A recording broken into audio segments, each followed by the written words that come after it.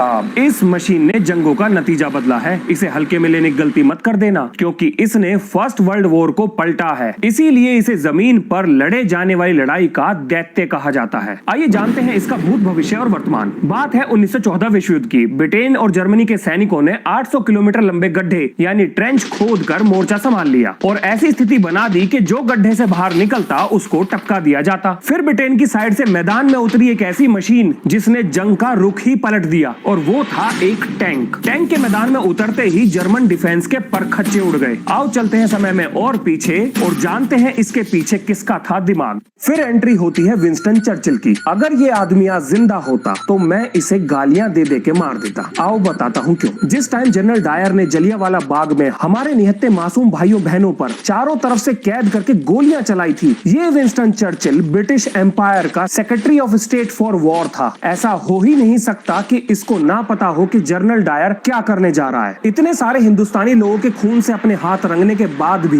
Winston Churchill ने बस यही कहा कि जी हमें तो बड़ा दुख है, बड़ा बुरा हुआ आपके लोगों के साथ। और आज तक इंग्लैंड ने अपनी इस हरकत के लिए कोई माफी नहीं मांगी है। चलो वापस चलते हैं अपने टॉपिक पर। मैं थोड़ा भटक गया था। एक हिंदुस्तानी होने के नाते मैं अपने पूर्वजों को दिए गए जख्मों को नहीं भुला सकता। मुझे थोड़ा जरूरी लगा तो मैंने आपसे शेयर कर दिया। चर्चिल ने ब्रिटिश इंजीनियर्स के बख्तरबंद गाड़ियों के सुझाव को मंजूरी दे दी, जिनकी मदद से ब्रिटिश आर्मी ने जर्मन पैदल सेना को जबरदस्त नुकसान पहुंचाया। लेकिन इसमें थी एक कमी। कीचड़ और गीली जमीन में ये थी बिल्कुल बेकार। तो अब सोचा उन्होंने बनाने का एक नया हथियार और चोरी कर डाली अमेरिकन टेक्नोलॉजी, ट्रैक्टर की। हाँ जी, मैं तो चोरी ही कहूंगा। हालांकि वो लोग इसे इंस्पिरेशन मानते थे। मतलब वो करें तो इंस्पिरेशन, हम करें तो चोरी। तो चोरी के डिजाइन से एक नई मशीन का हुआ जन्म, जिसका नाम था लिटिल विली, और ये था दुनिया का पहला टैंक। लेकिन कमी तो इसमें भी थी। अगर सामने एक बड़ा गड्ढा आ जाए तो ये था बिल्कुल बेकार। इसकी नाक उसमें फंस जाती थी और ये उससे बाहर नहीं निकल पाता था। इसके बाद अंग्रेजों ने बनाया बिग विली, और ये था जंग के मैदान में उतरने वाला एक राक्षस। बहुत बड़ा साइज और चारों तरफ घूमने वाली चेन। इसे मैदान में जिसने भी देखा उसके तोते उड़ गए। इसको आगे बढ़ता देख जर्मन सेना अपना मोर्चा छोड़ के भागने लगी, पर इसके अंदर बैठे लोगों के लिए ये किसी नर्क से कम नहीं था। बीचों बीच लगा इसका इंजन इतनी गर्मी पैदा करता था कि बैठने वाले के शरीर से पसीना झरने की तरह बहता था। जल्दी ही जर्मन सेना ने निकाल ली इसकी कमजोरी और मैदान में उतार दी तोप, जिसके गोलों ने इसके परखच्चे उड़ाने शुरू कर दिए। इसकी धीमी रफ्तार मात्र 3 मील प्रति घंटा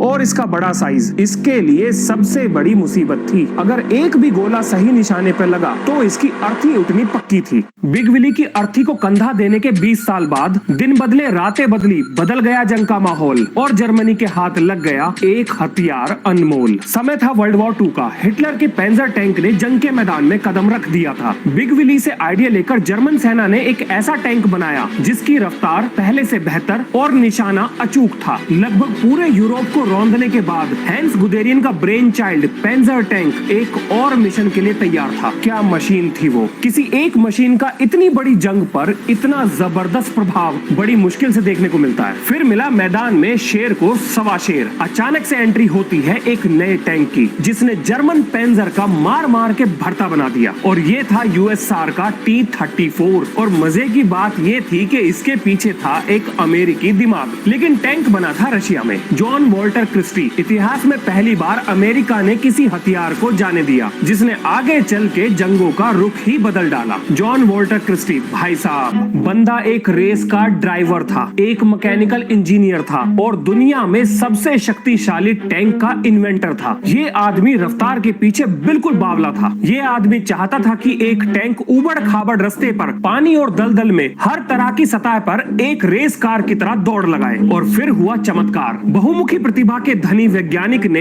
एक ऐसा टैंक बनाया जो 100 किलोमीटर प्रति घंटे की रफ्तार से दौड़ रहा था। कमाल की बात सुनो, अमेरिका ने अपने ही वैज्ञानिक के डिजाइन को बेकार बताकर उसका मजाक उड़ाया। बंदा ले गया बात दिल पर और जा पहुंचा रशिया के पास, जहां इनके आइडिया पर बनाए गए नए रशियन टैंक और इनकी आंधी में उड़ गई हिटलर की सेना। चलो टैंक इतिहास से बस इतना ही। अब बताता हूँ टैंक से जुड़ी अहम जानकारियां। टैंक का ऊपर का हिस्सा जो 360 डिग्री घूम सकता है उसे टर्रेट और नीचे के बख्तरबंद हिस्से को हल बोलते हैं। और इस जबरदस्त मशीन के इंजन को बिल्कुल पीछे लगाया जाता है। इस मॉडर्न इंजीनियरिंग मार्वल को चलाने की जिम्मेदारी 4 लोगों पर होती है, जिसका ड्राइवर इसे लेट कर चलाता है। जिस चेन रूपी ट्रैक पर इसके पहिए घूमते चलते हैं उसे कैटरपिलर ट्रैक बोलते हैं। ये बना होता है स्टील का, जिसे रबर पैड जोड़कर रखते हैं। भारतीय सेना के मेन बैटल टैंक अर्जुन में दोनों तरफ 7-7 पहिए लगाए गए हैं और हर एक पहिए के लिए अलग से न्यूमेटिक सस्पेंशन का इस्तेमाल किया गया है, यानी हवा की मदद से उबड़ खाबड़ जमीन के झटकों को झेलने का जुगाड़। इन 7 पहियों के अलावा 2 और पहिए इसमें होते हैं, जिनमें से एक मेहनती और दूसरा बिल्कुल निकम्मा है, यानी काम करने का ड्रामा करता है। मजाक नहीं, इस बार मैं सीरियस हूँ। इंजन साइड वाले व्हील में गियर की तरह दांत होते हैं और ये अकेला इंजन से आने वाली पावर की मदद से चेन बेल्ट को घुमाता है। दूसरा व्हील बस इसको अपने ऊपर से होकर जाने के लिए लगाया गया है, ताकि चेन शार्प एंगल की वजह से रगड़ा ना खाए। और अगर आप ये सोच रहे हैं कि इस भारी भरकम पहाड़ को घुमाने के लिए स्टीयरिंग को घुमाकर टैंक को घुमा लोगे, तो भाई साहब फिर ना चलेगा आपसे ये टैंक। इसे चलाने के लिए ट्रैक्टर चलाने का एक्सपीरियंस होना चाहिए। शॉर्ट में बोलूं तो हमारे देश के किसान सड़क पर इसकी रेल बना सकते हैं। वैसे हमारे देश के किसान तो किसी की भी रेल बना सकते हैं। देश का जवान और देश का किसान, बस ये 2 लोग ही हैं जिनकी वजह से देश की सीमा और देश का खाद्यान्न भंडार दोनों सुरक्षित हैं। मेरे पास एक्चुअल डाटा तो नहीं है, पर मुझे ऐसा लगता है कि देश की रक्षा के लिए सबसे ज्यादा बच्चे किसान परिवार से ही होते होंगे।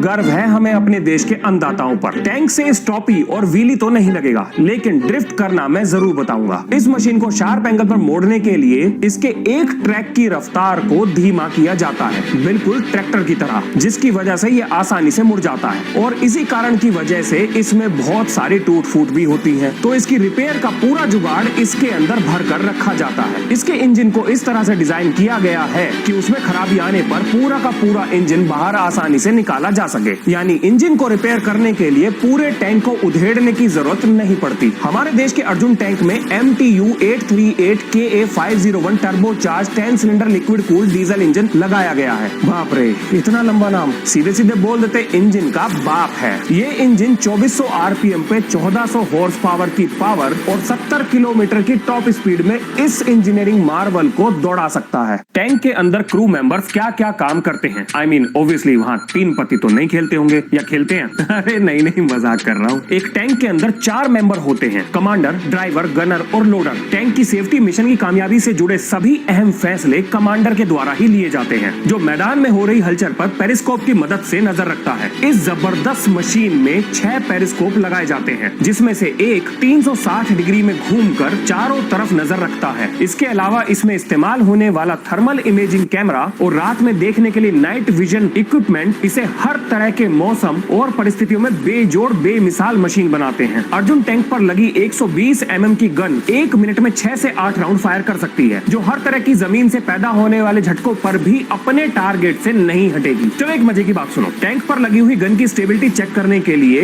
बियर मग टेस्ट किया जाता है, जिसमें एक मग के अंदर बियर भर के उसे टैंक की बैरल पर रखकर टैंक को फुल स्पीड और उबड़ खाबड़ रास्ते पे दौड़ाया जाता है। अगर मग से बियर नहीं गिरी तो इसका मतलब टैंक का स्टेबिलिटी सिस्टम बिल्कुल परफेक्टली काम कर रहा है, और अगर गिर गई तो उसके स्टेबलाइजेशन सिस्टम पर काम करके उसे ठीक किया जाता है। पर मुझे एक बात समझ में नहीं आई, बैरल पर रखे मग में पानी भी तो भर सकते थे, फिर बियर भरने की क्या जरूरत थी? चलो जाने दो, वड्डे लोग वड्डी बातें। हर किसी को टैंक थोड़ी मिलता है चलाने को। इसके अलावा छोटे टारगेट्स के लिए मशीन गन और हवा में उड़ते हुए टारगेट के लिए एंटी एयरक्राफ्ट गन भी टैंक पर लगाई जाती है। इसमें लगे हुए सेंसर्स इसके सामने आने वाली लैंड माइंस को दांतों की मदद से उखाड़ कर बाहर फेंक देते हैं। अर्जुन टैंक भी सोचता होगा, ना लगा लो बेटा, लगा लो लैंड माइन। अर्जुन टैंक पर इस्तेमाल किया गया पेंट इसके ज्यादातर इंफ्रारेड सिग्नेचर्स को ब्लॉक कर देता है, मतलब दुश्मन के हीट सेंसिंग हथियार इसका कुछ नहीं बिगाड़ पाएंगे। टैंक की बॉडी को डायरेक्ट हिट से बचाने के लिए इसकी बॉडी को एंगल पर डिजाइन किया जाता है, ताकि इस पर टकराने वाले गोले छिटक कर अपना रास्ता बदल दे। मान लो किसी टैंक पर रॉकेट या मिसाइल से हमला कर दिया जाए, तो उनसे बचने के जुगाड़ भी टैंक पर लगाए जाते हैं। ये जो आप बॉक्स जैसी चीज देख रहे हो, इसमें 2 स्टील की प्लेट के बीच में एक्सप्लोजिव भर के रखा जाता है। जैसे ही कोई रॉकेट टैंक के करीब पहुंचता है तो ये डेटोनेट होकर उसके परखच्चे उड़ा देता है। टैंक में एक ऑटोमेटिक रेडार सिस्टम भी लगाया जाता है। मान लो टैंक की तरफ कोई मिसाइल या रॉकेट बहुत तेजी से बढ़ रहा है, तो रेडार उसे डिटेक्ट करके एक काउंटर चार्ज को फायर कर देता है, जो सामने से आती हुई मिसाइल या रॉकेट के पास पहुंचकर बहुत तेज धमाका करके उसे अपने साथ उड़ा देता है। भारतीय सेना में इस्तेमाल होने वाले अर्जुन टैंक पर लगे फ्यूल टैंक में 1610 लीटर डीजल फ्यूल भरा जाता है, जो इसे बिना रिफ्यूलिंग के 450 किलोमीटर की रेंज देता है, यानी 1 लीटर में मात्र 280 मीटर की लंबाई ये तय कर सकता है। अरे कोई ना, ऐसी मशीन पे 1-2 तेल के कुएं तो हमारे देश की सरकार यूं ही कुर्बान कर देगी। लगेगी, बस ये दुश्मन के दांत तोड़ता रहे। अब बात करते हैं टैंक में इस्तेमाल होने वाले गोलों की, यानी शेल्स की। इन्हें अलग से एक एम्यूनेशन चैम्बर में स्टोर करके रखा जाता है, ताकि गलती से अगर कोई दुर्घटना हो जाए और इनमें से कोई शेल फट जाए तो उसके चारों तरफ लगा हुआ प्रोटेक्शन बाकी एम्यूनेशन और क्रू मेंबर्स को